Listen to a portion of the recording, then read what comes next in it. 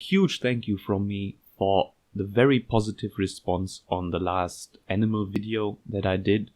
All the very nice comments and likes on that have really encouraged me to make more videos like this, and also to get a new microphone, because really the internal microphone on the camera is just awful. So now I do have a new one, which you can hopefully hear, which actually isn't that great for voice recording. I got it more so that we can hear stuff like this now.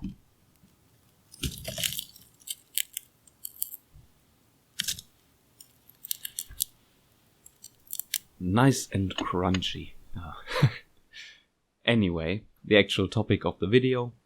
One of my Linothele megatheloides, which is a great Latin name by the way, I love it, has molted recently, and as you can see, really needs to be rehoused. So that's what I did, and I took this opportunity to get some macro footage of one. Otherwise it's very hard to film them with them constantly being inside of their nets. So yeah, that's what I did. I got some very nice footage of one, and as far as I'm aware, there really isn't any on YouTube anywhere. And I'm taking this opportunity to talk a bit about the husbandry, which is very easy, and also to clear up some of the misconceptions that people have about these, because there's quite a few of them. So let's actually do that first. So there are three main misconceptions that people have about these spiders. That they are funnel web spiders, that they are very venomous with potentially lethal venom even, and that they are true spiders. The first two are sort of connected, and probably come back to the fact that one very famous funnel web spider was in the same family for a long time, and that is Atrax robustus, the Sydney funnel web spider, which does have potentially lethal venom, though as far as I know, no one has actually died to a bite of this spider since the specific anti-venom was introduced in the 80s. Still, that spider was in the same family as the Linothele that I have for a long time, until it got moved to its own family, the Hexatellide. So now these are separate families, with the Hexatellide being the funnel web spiders, and the Diploride, which don't really have a common name in English, but if you translate it, it just translates to double-tailed spiders, and I think that's very fitting if you look at the spider, because one of their pairs of spinnerets is really very elongated, and it does look like the spider has like two tails. Anyway, so the second misconception, that they have very lethal venom, it's also not true. Probably also comes back to this Atrax robustus being in that family for so long. But no. All of the Diploride that you can get in the hobby, so Linothele and Ischnothele and some others, don't have very potent venom. Though to be fair, not a lot is actually known about their venom, which I suspect is because you can't actually get these to bite you. They are very skittish animals that don't really defend themselves. They don't go in threat postures, they don't get cornered, they simply run away if they can. Still, treat any venomous animal with respect, of course. And then the third misconception, that these are true spiders, is also not true. First off, the name in English, true spiders, for the araneomorph spiders is really unfortunate in my opinion, because it sort of implies that the others are like, what, fake spiders? That's of course not true. There's simply two different kinds of spiders, and one of them is called true spiders in English, which is sort of misleading. Anyway, so these are not araneomorph spiders, these are mygalomorph spiders, so they are closely related to tarantulas, funnel web spiders, and some other families. So here I'm finally rehousing the spider, and you can watch me fumble for almost 2 minutes trying to get it into this cricket box. If you expected any sort of like professional advice on how to safely rehouse spiders, this is the wrong place. I would suggest going to Tom Moran's channel, Tom's Big Spiders. If you want to see that sort of stuff, I just sort of wing it. So if you want any advice on spider rehousings, just don't take it from me, take it from Tom.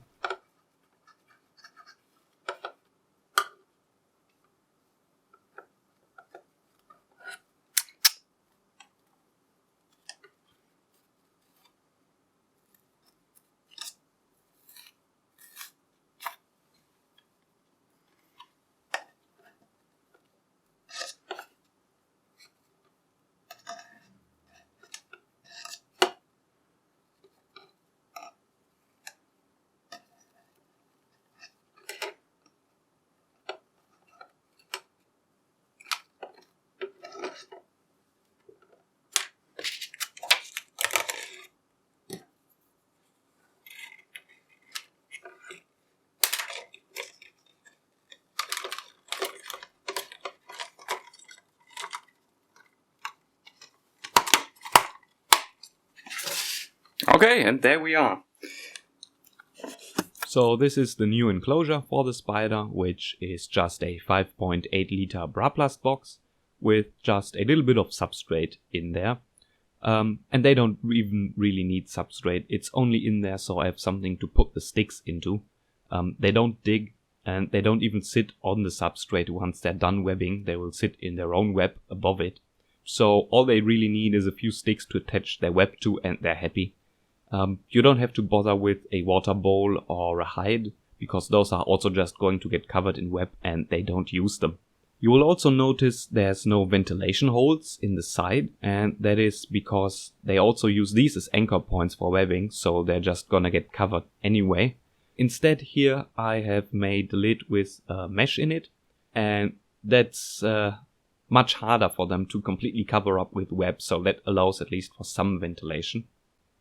Then husbandry for these is really very simple.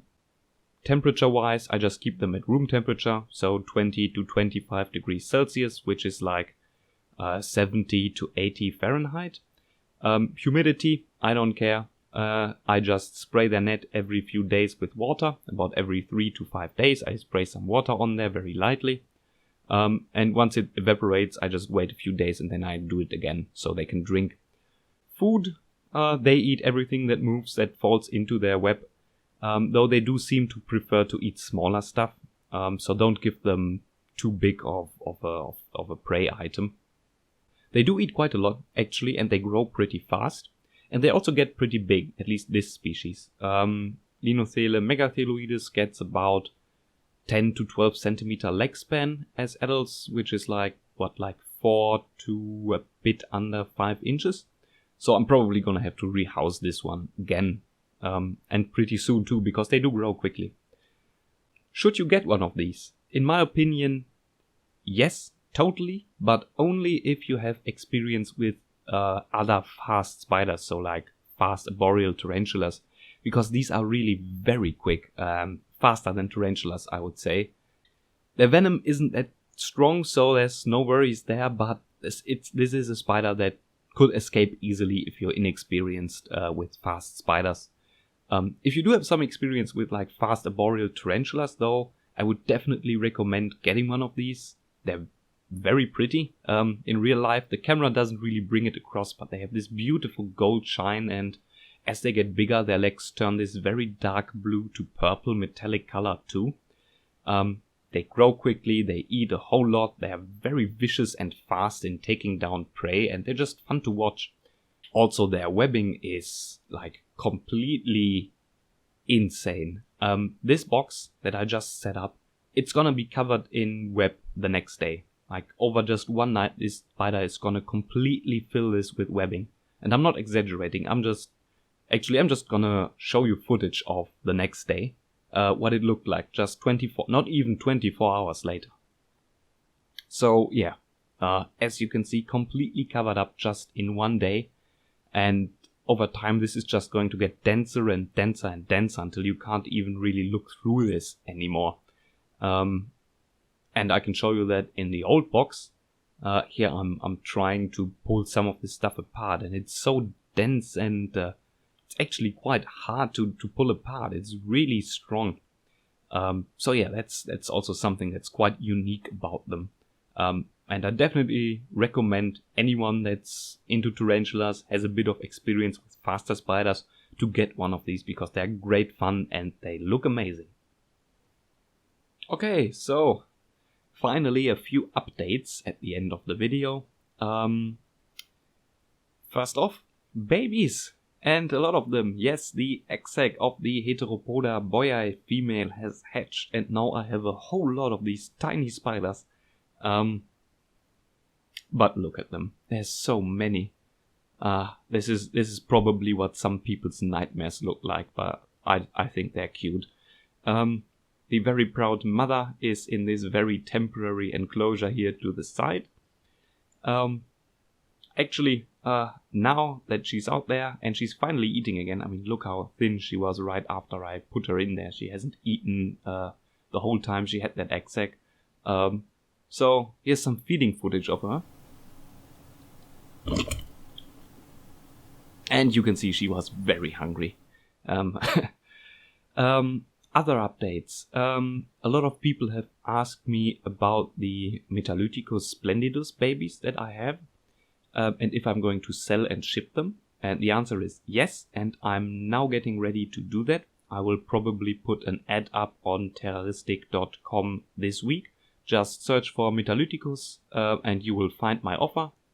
These are now second and third insta.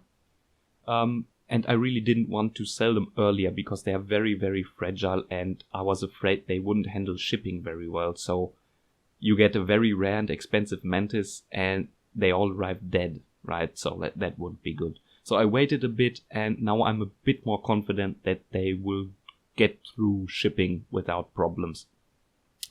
I'm working on a whole lot of other videos right now. Like I said, all the positive responses on the first one have really inspired me to do a whole lot more.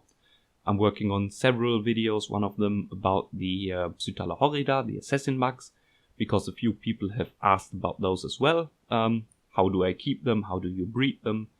And so on. So I'm working on that, and a few other videos and just general feeding videos and so on as well. I'm filming a lot of stuff now that I haven't thought of filming before, just random feedings and so on. This is what you people want to see. Anyway, thanks for watching and see you next time.